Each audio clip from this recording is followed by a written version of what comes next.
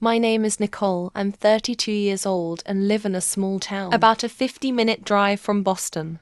Every morning I make myself a cup of espresso, listen to the weather report, then walk to my office just over a block away from home. I'm the co-founder of a biotech startup in the healthcare field, a job that's not easy to explain, especially to people who think office work just means data entry all day. My family never understood what I do, or maybe they never really cared to. To them, I've always been the weird younger sister, the one who dressed simply, never wore much makeup, and was always glued to her laptop or in some meeting. Claire, my older sister, is the one they're proud of. She's 3 years older than me, and has always been the perfect daughter in their eyes, beautiful, graceful, soft-spoken, and charming. Even in family photos, I was just a faint shadow behind Claire's spotlight. On Thanksgiving or Christmas, relatives would gather around her with praise. "Claire, you look stunning in that dress." Or, "Claire, your new boyfriend's a doctor. Impressive." And me, if anyone even remembered I existed, the line was always Nicole. "Yeah, she's doing something in biotech." I think they spoke as if I were a footnote at the bottom of the page. I used to think if I worked hard enough, if I stayed behind the scenes and carried the load, then one day my parents would finally see me and be proud, just like they were of Claire. But no, all the attention, all the expectations, all the compliments, they were always hers and me. I was always distant, dry, hard to talk to. They never knew I'd stayed at the office until midnight, handling a crisis for a public health project worth nearly $2 million. 0 cents. They never asked how it felt to build a company from scratch with 3 college friends. When people ask about my family, I just give a faint smile and say, "We haven't spoken in a while. It's nothing." Not because I'm hiding something, just because there's nothing left to say. We haven't talked in over 2 years. No texts, no calls. No birthday wishes, just silence. Like a broken line, nobody bothered to reconnect. I used to believe family was the place you could always return to. But one day on my mother's birthday, that belief shattered. It was late March.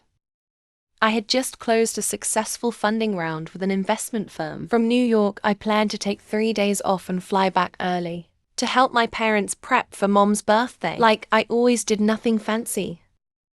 I just wanted to help out like always. When I called to let them know, it was my dad who picked up. "I'm planning to come back early. Let me know if there's anything you need me to pick up or prepare." I said I still remember his voice. Not angry, just strange. A short pause, then he cleared his throat. "Nicole, if possible, don't come home this year." I froze for a second, thinking maybe he was worried I was too busy with work. "It's okay, Dad. I've already cleared my schedule. I really want to be there this time." His voice was firm. "Claire is bringing her new boyfriend. He's a CFO, well-spoken, clearly successful. Your job, well, it's hard to explain. You showing up would just invite comparisons and make things awkward. So it's best you stay." I went numb. My chest tightened, a cold sting crawling down my spine. I gripped the phone and said through clenched teeth, "Are you saying I make the family look bad? That I shouldn't come home because I'm an embarrassment?" He didn't take it back, in fact. He doubled down. "If you insist on coming, then don't call me your father." Then he hung up, no hesitation. No second thoughts. My apartment went eerily quiet. The espresso cup in my hand had gone cold. I stared into the empty air, like the world had cracked open with a single sentence. I didn't cry, I just sat there. And for the first time in my life, I realized something. I was no longer part of the family I had tried so hard to hold together. I sat there in my familiar armchair by the window. Early spring sunlight pouring through the white curtains, unable to warm the chill inside me. My father's words echoed again, clear and final. "If you insist on coming, then don't call me your father." I looked down at my hands. My fingers trembled, not from anger, but from something deeper. The breaking point. I had always thought that even if I'd never be loved like Claire, at least I was still their daughter. Turns out I wasn't. I stood up and walked to my desk. Without hesitation, I opened my laptop and logged into my banking app. For over 2 years, I've been sending money to my parents every month, covering their electric bill, water, internet, even cable, nearly $600. 0 cents a month, not counting the extra I'd send when Mom said the fridge broke down or Dad's car needed work. They never asked if I could afford it. They just said, Claire's struggling after switching jobs. If you can help, that'd be great. And I helped quietly, as if it were my duty. As if responsibility was some invisible contract I'd signed. The moment I started earning, I opened the transaction history and scrolled. The total popped up $15,720. My heart sank, not because I regretted it, but because even after all of that, I was never enough. I hovered over each bill. Electric, water, internet, click. Then another notifications popped up. Auto payment cancelled successfully. No alarms, no warnings. Just silence.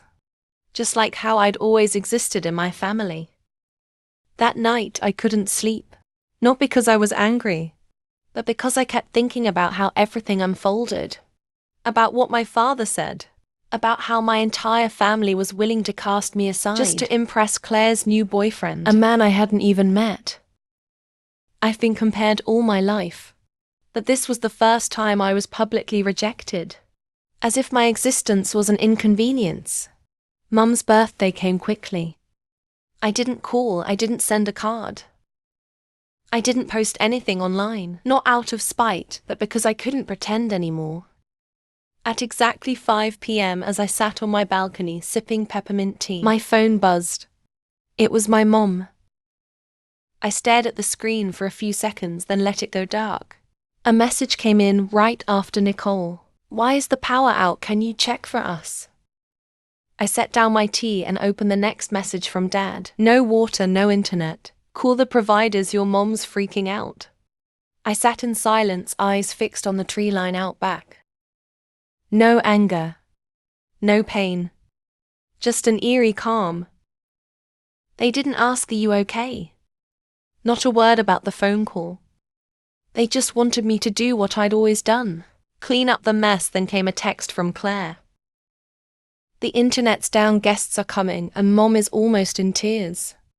What's going on? I picked up my phone and typed. 3 weeks ago, Dad told me if I insisted on coming home, I shouldn't call him my father. I'm just doing what he asked. If this is inconvenient, maybe find someone you're not ashamed to introduce. I didn't send it, I deleted it. Not because I regretted it, but because I knew no matter what I said, they'd only hear what suited them. I set the phone down, leaned back in my chair, and closed my eyes. My little apartment was still and quiet. No complaints, no judgmental looks. No demands. The next day, Claire left a voicemail. Mom's been crying since last night. Do you know how important yesterday was? My boyfriend met the family for the first time, and everything got ruined. You're so selfish. I listened to the whole message, then turned off my phone for years. I hadn't been selfish enough. Now it was time. I opened my work email and checked the weekend operations report. One subject line stood out. New Jersey staff transfer to Boston awaiting approval. I opened the attached list, skimmed through the names, and then I stopped. Liam Prescott, that name made my heart skip a beat. I remembered it because just 3 days ago my mother had mentioned it. Claire's boyfriend Liam works at a major corporation. I squinted at the file. Current position, head of finance. New Jersey branch transferring to Boston. HQ approver Nicole Warren. Co-founder. I let out a small laugh, just a reflex. The world was smaller than I thought, and I knew what was coming had only just begun.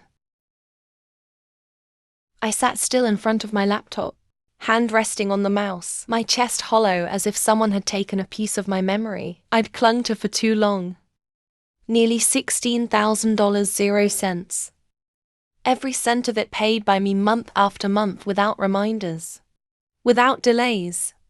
And yet not once had they said thank you. Not once I scrolled back through the payment list. The same lines repeating $192.48 my electricity, $136.72 my water, $248.50 my internet and cable. Month after month, like I was their unpaid family accountant, unseen. Unacknowledged, forgotten. I remembered the last phone call with my mom about a year ago, when she called around midnight just to say, "Nicole, the bathroom pipe burst, can you call someone? Claire's on vacation with her boyfriend. You're the only one left, you're the only one left." It sounded harmless, but it was a bitter truth. I wasn't loved like a daughter. I was just the solution, when the ones they truly cared about didn't show up. And now, being told not to come home, because my presence didn't look good, I finally understood. All these years, nothing I did was ever received with love. I was only remembered when a bill needed paying or a problem needed fixing. But when I needed something, no one was there. My phone lit up again. A message from my mom. "Nicole, I know yesterday got a little tense, but if you could take care of the internet bill, that would be great. Claire is trying to keep things calm with the guests." I stared at the message like an outsider. Number apology, no mention of the cruel rejection from my father. Just another request like always. I set the phone down without replying. I stepped outside onto the porch, sitting in the wooden chair under the fading April sun. Boston wasn't warm yet, but the crisp air somehow made me feel clearer. I thought about Liam, Claire's new boyfriend, and now my incoming employee. The irony.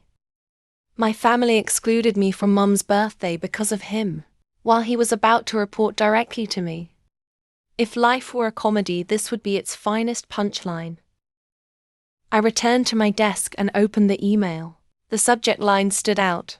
New hire confirmation, Liam Prescott, transfer to Boston office.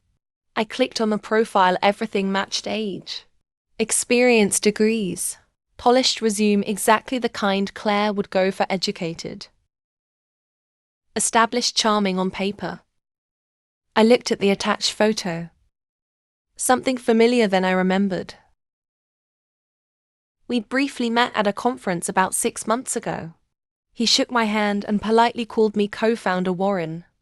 But neither of us made the connection. Or rather, I never cared enough about Claire to know who the man beside her was. Now I had a choice: approve the transfer or deny it. But I knew I didn't need to do anything. Life had already written the perfect script. I just needed to sit back and see what would happen. When Claire found out her boyfriend reported to the sister, who embarrassed the family.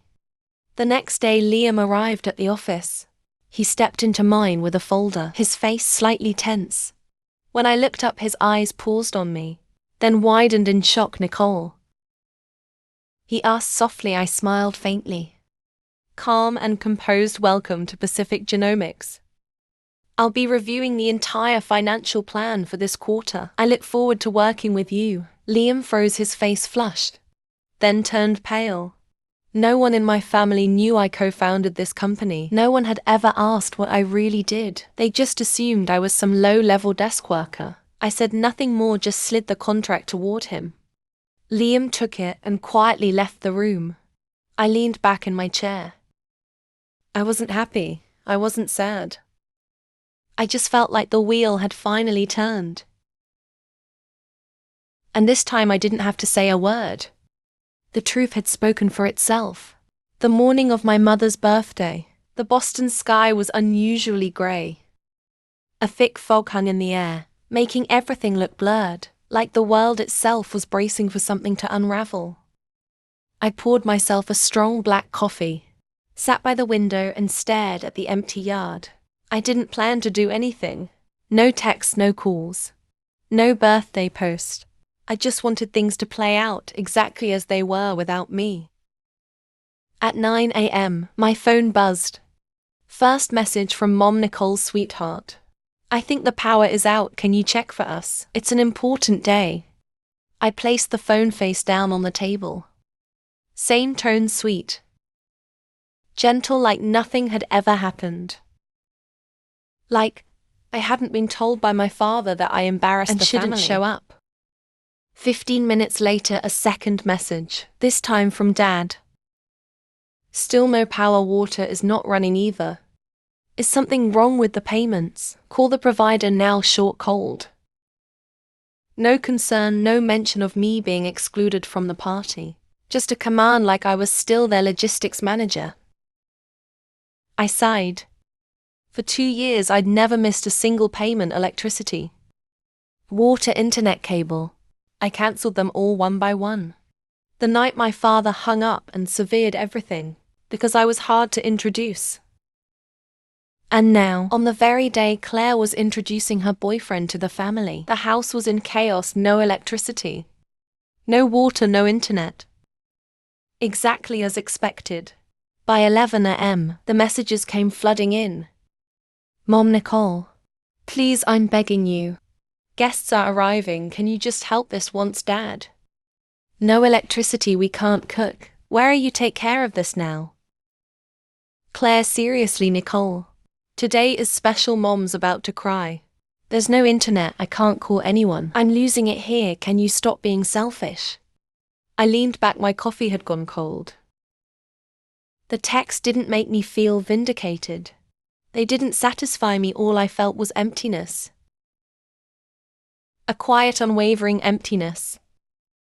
Then the phone buzzed again. A video call from Aunt Sharon, the only person in the family who still sent holiday messages. Even if I rarely responded, I hesitated, then answered. Her old kitchen came into view, lit only by a phone flashlight. She lit, tired eyes slightly red. Nicole, she said softly. Your mum's in a panic, the house is dark. Everyone's running around and no one knows what to do. I said nothing, just looked at her. She paused, then added, not accusing, not defending what happened. You've never missed your mom's birthday. I know you have your reasons, but say something. I took a deep breath. Keeping my voice steady, my dad said, I made the family look bad. Told me if I insisted on coming, I shouldn't call him my father anymore. What do you think I should do? After that, Aunt Sharon froze. Her face changed in an instant. In the background I heard noise. My mother saying loudly, she's probably just sulking. No one would be heartless enough to do this. Then a sharper voice, Claire. Liam's almost here, someone call the power company already. I can't believe she did this to us today. I gave a slight joyless smile. Aunt Sharon heard everything. She didn't defend anyone, didn't say a word.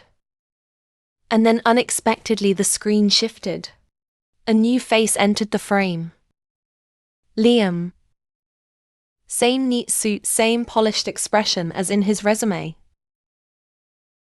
He stared at the screen and blurted out almost involuntarily, Nicole. Everyone went silent. You're Nicole Warren, the one who runs Pacific Genomics. I nodded, eyes steady. A long pause, then Liam turned to everyone in the room. She's my direct superior, and the one who approved my transfer to Boston. Stunned silence. Claire's jaw dropped. My parents froze. No one said a word. I calmly replied. Hope your introduction today goes well. Then I ended the call. After the call, I set my phone down without another word. Outside the window, the dim afternoon light filtered weakly through the thick grey clouds.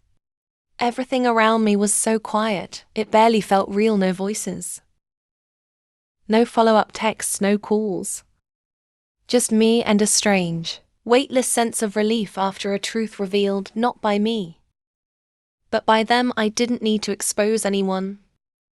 I just stayed silent and let everything unfold. Exactly as it was meant to. Liam had confirmed it clearly. I was his superior, the co-founder of Pacific Genomics. The company, they assumed I was just some desk worker. For in that moment, my family's kitchen became a stage where the masks fell one by one, and no one could stop them. And Claire, my sister, the one who once whispered to Mom that Nicole should pick a job that's easier to introduce, now stood frozen beside a birthday cake that hadn't even been lit. She had tried so hard to impress her boyfriend with empty compliments and a picture-perfect family, but in the end, it was that very boyfriend who called me boss in front of everyone. I could picture the scene like I was watching a replay. My mother so flustered she nearly dropped the cake tray. My father red-faced, gripping the edge of the table, and the relatives, those who only showed up for food and judgment, sitting in stunned silence, eyes darting around as they tried to process what just happened. And Aunt Sharon still had the call going, her gaze no longer curious, but something closer to respect. She didn't say much, just gave me a small nod before ending the call. That evening I got the first message from Claire. Long, messy, a mix of anger and desperation. You knew all along, didn't you? You let it happen right during the party. Mom's been crying all night. Liam doesn't even know how to react. Don't you think that was cruel, Nicole? I watched the message pop up on my screen, but didn't open it right away. I made a cup of ginger tea and sat on the couch, letting the steam ease the tightness in my throat. I didn't feel joy, but I didn't feel guilty either. After about 10 minutes, I finally hit reply. Just a few lines, no need for more. You say I was cruel, I was just at home. I didn't start the video call. I didn't call myself his boss. I didn't do anything. And if a single truth was enough to ruin the whole party, maybe that party was never built on anything solid in the first place. I hit send. I wasn't waiting for a reply. Half an hour later, my phone buzzed again. This time it was my mom. The message was short. I never expected you to choose this way to get back at the family. I closed my eyes and leaned back in my chair. Get back, is that what they thought this was? I just remembered being shut out of a family event, having my role as a daughter dismissed because my job wasn't impressive enough. I remembered quietly paying dozens of bills over 2 years without a single check-in. I remembered trying so hard to be accepted, to be loved, and now I was done trying. Around 10 p.m. I got an email from Liam. Nicole, I'm sorry I didn't know sooner. I truly respect you for your work, and for the way you stayed silent today. I've never felt more ashamed, but not because of you. I read it. Then replied slowly, Liam, you don't need to apologize. Everyone is responsible for how they choose to see others. And don't worry, I never bring family matters into work, but I hope you understand now.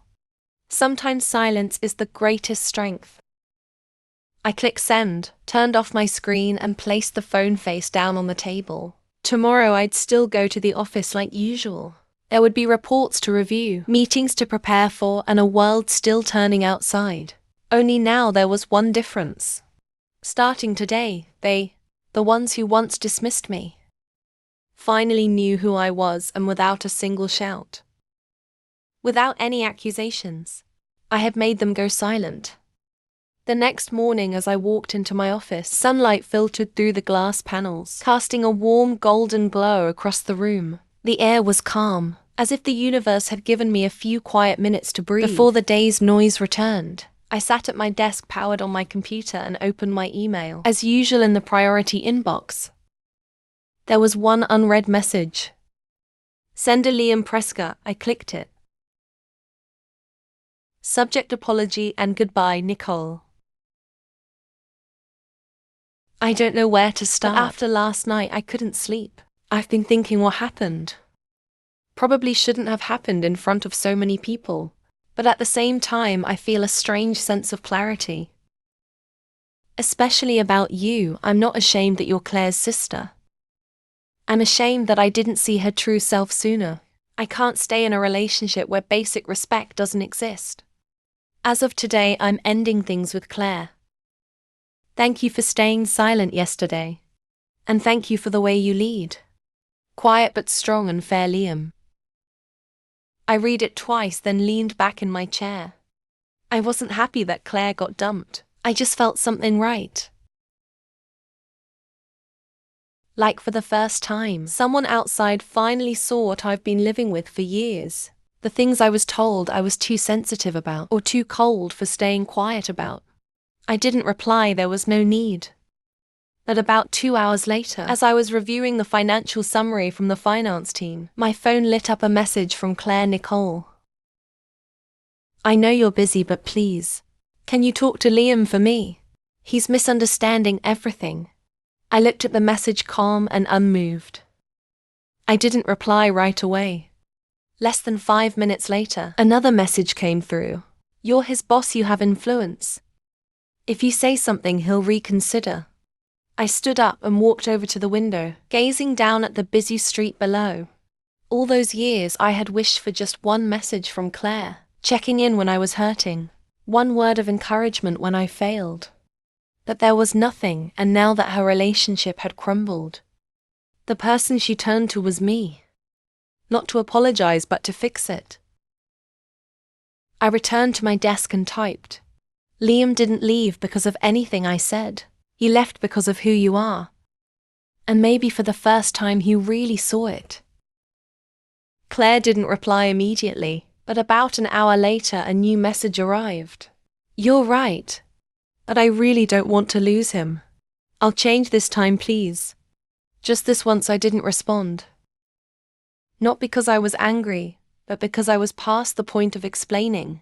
When I left the office that evening, the early spring breeze was still chilly, but the sunset cast a deep orange glow across the rooftops.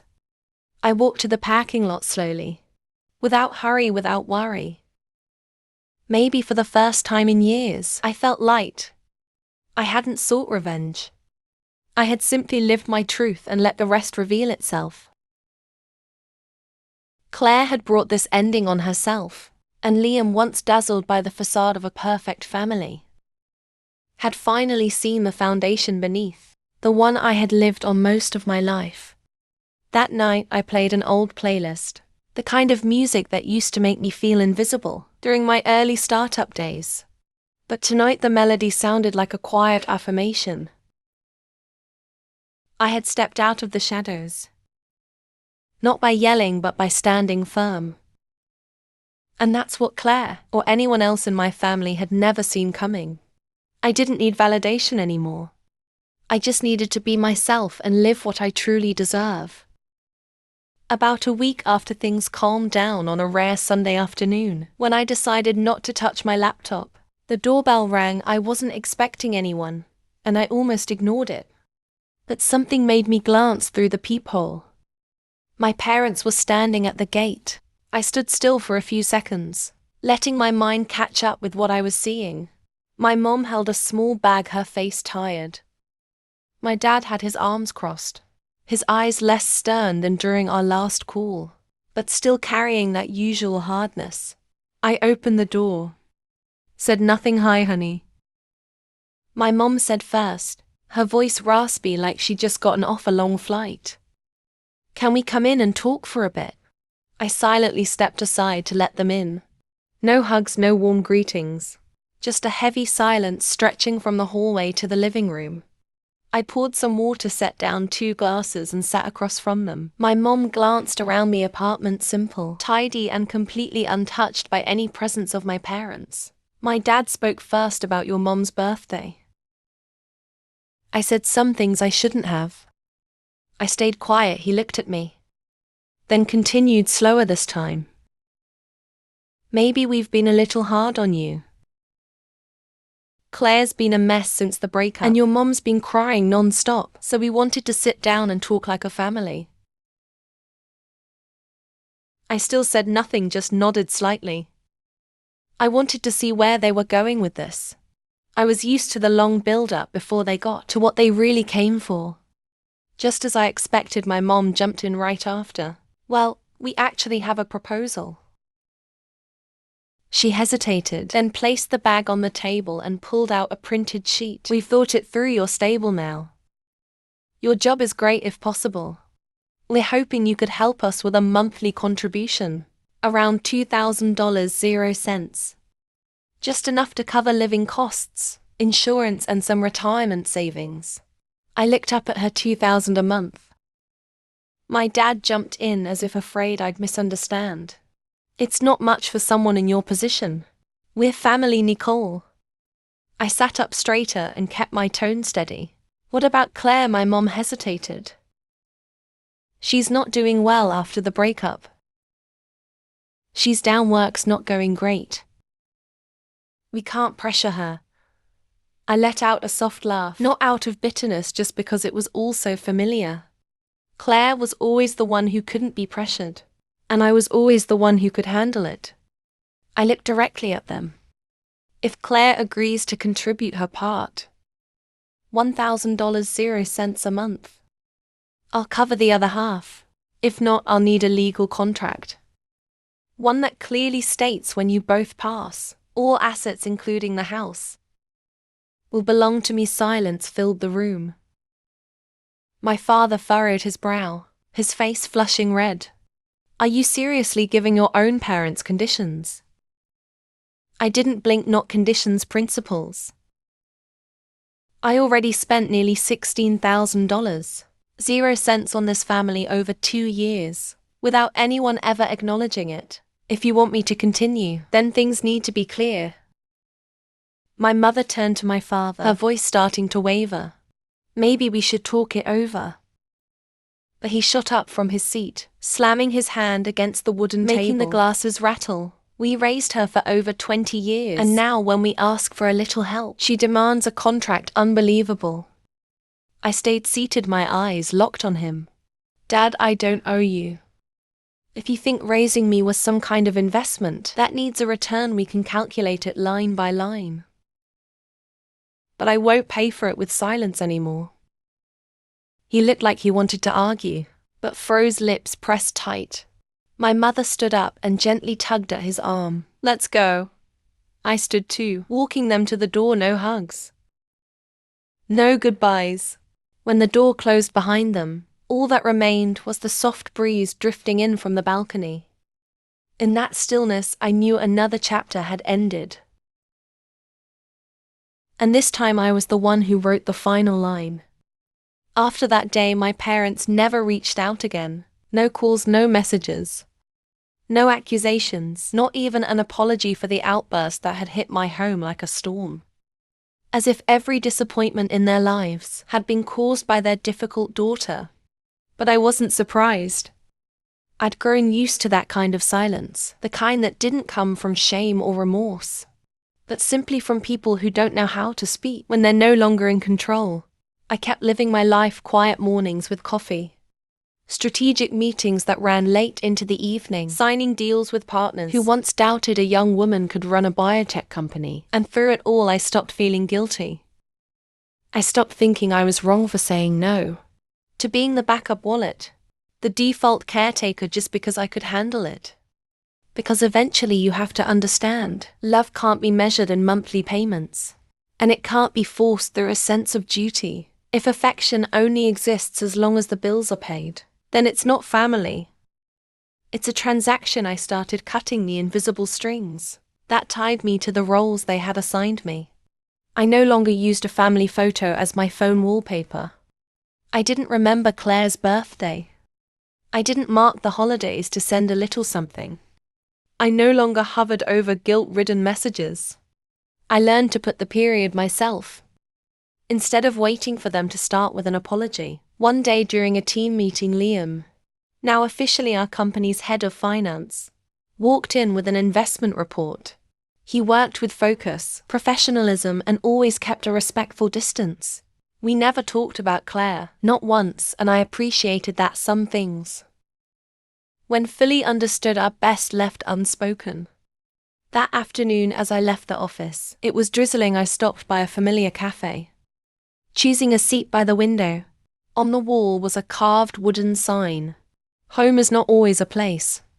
Sometimes it's a choice. I sat there sipping a hot latte, reflecting on the path I'd taken. There was a time when I believed that if I just stayed quiet, gentle and responsible enough, I would eventually be accepted. But the truth is, if you let people get used to disrespecting you, they'll start seeing your sacrifices as obligations, and your silence as agreement. I chose to stand up, not to go against my family, but to protect myself. I chose to set boundaries, not because I'm selfish, but because I finally understood. Self-worth can't be defined by someone else's pity or sudden needs. And if someone were to ask me, Nicole, do you regret not helping your parents when they needed you? My answer would be, I regret that it took me so long to realize I deserved more than that. Because real family is where you're seen as a whole person, not a wallet, not a stand-in, not the fallback plan for people who always put you last. I know my story might be hard for some people to accept. In our society, refusing family duty is often seen as ungrateful. But try stepping into my shoes, the daughter who was shut out for not being polished enough to introduce the one who paid tens of thousands in silence, and never once heard, "Are you okay?" I didn't choose family in the traditional sense. One chose myself. What about you? Do you think I was too cold? Or did I finally learn how to love myself at the right time? Share your thoughts in the comments, because sometimes your story might be the light someone else needs when they're struggling between duty and freedom. And if you've ever felt alone in your own family, believe me, you're not. Nicole's story is a powerful reminder that no one is obligated to sacrifice themselves for a relationship that only carries the label family, but lacks respect when you learn to set boundaries. Choose self-love and stop letting your kindness be taken for granted. That's not selfishness. That's growth. Nicole didn't seek revenge. She chose dignified silence to reaffirm her worth. And sometimes the firmest action is the very first step to real peace. What do you think of Nicole's choice? Was she too harsh, or was she simply protecting herself after years of being hurt? Share your thoughts below. And don't forget to follow the channel for more deep and meaningful stories about family.